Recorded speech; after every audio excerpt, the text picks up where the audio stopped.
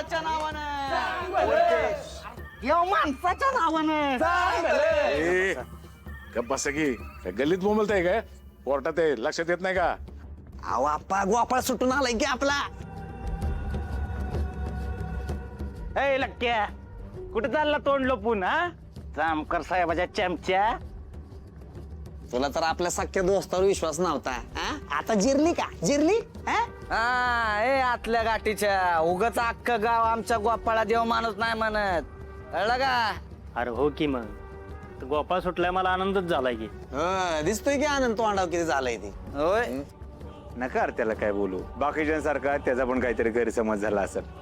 पटलं का नाही त्याला पण आता हा द्या बरं विषय सोडून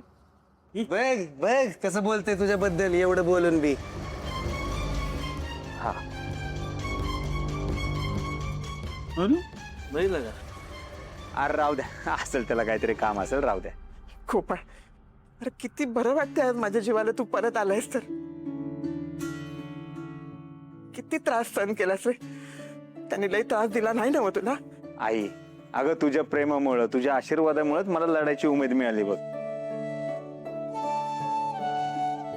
ए लेकरा